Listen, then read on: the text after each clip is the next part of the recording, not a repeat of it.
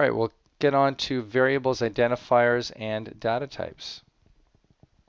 Okay, let's look at this example to discuss variables and their associated data types. So if you look inside the main function, we declare two variables of type float. One's called radius, the other called area. And then we use them several times throughout the main function. Down here you can see we use radius here, area, radius, radius, area several times. Okay. Note that the main function itself also has a data type called int. We will discuss this later on, why it is that way. Okay, a variable is something we use to store data.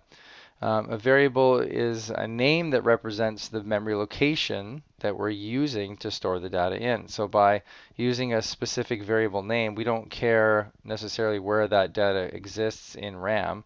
All we need to do is refer to its name in order to access it. So specifically, if you think of your 3x2 memory circuit, we want to be able to read from it or write to it. The code shown here first tells the compiler that we want to create a variable named myVariable, and the second line places a value of 5 into that variable called myVariable. A variable is an identifier that is used to represent some specified type of information, okay, that can be changed, which is why we call it a variable. It can be thought of as a place to store a value in computer memory, okay, and you can see here we've got a memory map of RAM, and so that we can actually retrieve it for some later use. So a variable allocates a name, which is called an identifier, with the memory location. And the value then may be stored in that memory location, which can be accessed later via the variable name, or it can be also written over.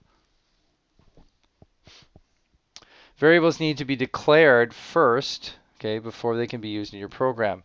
A variable declaration consists of two parts you can see here. The most recognizable part we can see is this identifier name.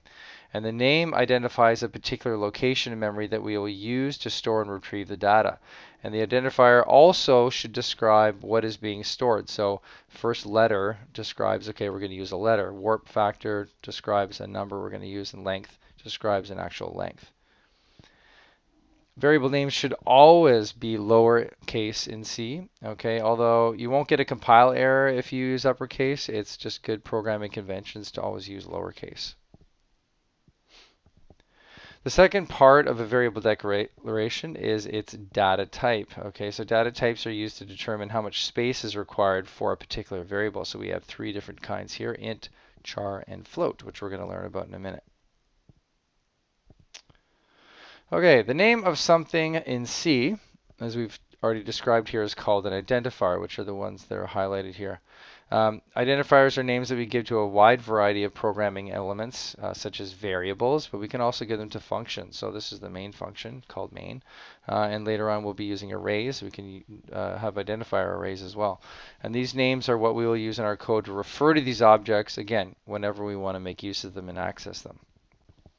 Identifiers in C must be strings of characters from the valid C character set, which includes all the letters of the English alphabet, so both upper and lower case, the numbers 0 through 9, and the underscore. The first character of an identifier can never be a number. Always remember that. So you'll get an error from the compiler will give you an error. An identifier can also never contain a space. All identifiers are case sensitive, so if you have two identical identifiers, with the exception of one of the letters, meaning, let's say, for example, it's the first letter, one is uppercase and the other is lowercase, they'll be considered to be two completely different identifiers by virtue of the fact that you've named one with a different case.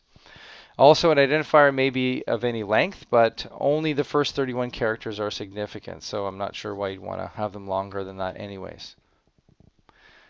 There are some words that cannot, under any circumstances, be used as identifiers, and these are known as keywords, and they all have special meaning within the C program. So, for example, if you look at this list, you can see the for loops, and the if, the do, etc. When you create variables, the compiler needs to know how much memory should be used, and there are four fundamental data types in the C programming language.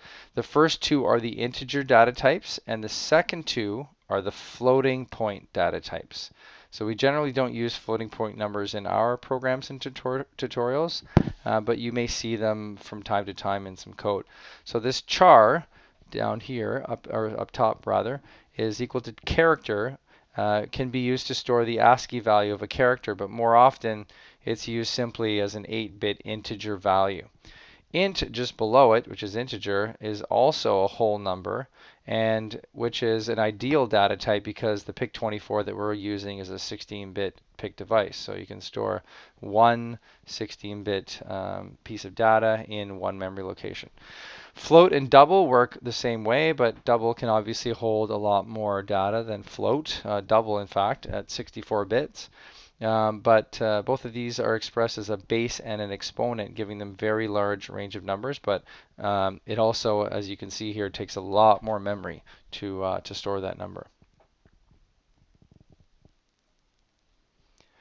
The base data types, which are char, int, float, and double, we just went over that, okay, may be modified by the prefixes signed, unsigned, short, and long. So these modifications change either the range of values that can be represented by the data type, or they change whether or not negative numbers can be represented. So for example, this signed and unsigned, if you look at char, unsigned means you're starting from 0, you're going to 255. So if you include that 0, that's 256 possibilities, or 2 to the power of 7, so because it's an 8-bit number. But as soon as you make it signed, you can now represent them as negative numbers. So you have to cut that 255 in half, including 0. You're starting at negative 128 going up to 127. So that's the difference between signed and unsigned. Note that whenever you see int is in italics and it's gray here, it's optional. So for example, when you're declaring a variable, you could simply define it as long, okay, rather than a long int, like this one here, for example. There are several ways to declare variables. Here we can see an expanded list of the various ways you can declare variables. The first one at the top here declares one variable. The second one below that declares a single variable as in the first one, but this time we are initializing that value. So when our code begins execution, this variable will automatically be assigned that value that you specify there in initial value. The third is where multiple variables of the same type are declared on a single line. And then finally, on the last line, we declare multiple variables of the same type, all with their own initialization values separated by these commas.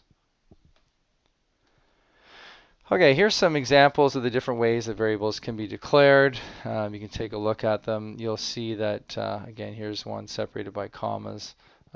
This one here has unsigned y, which by virtue of the fact that there's no int means it's an int. Okay, and you also notice here probably that it's customary to use the camel case method when naming variables that include more than one word as part of their name. So traditionally, variables start with a lowercase letter, but subsequent words start with an uppercase letter. So for example, this my var, okay, is two separate words, but the first letter of the second word is uppercase. So obviously this makes it much easier to distinguish those individual words in the name since spaces are not allowed. So some programmers really hate this camel case method, or it's sometimes called intercap method. And they use underscores like this one down here instead. That's up to you. Both methods are acceptable, so just make sure that you pick one style and stick with it.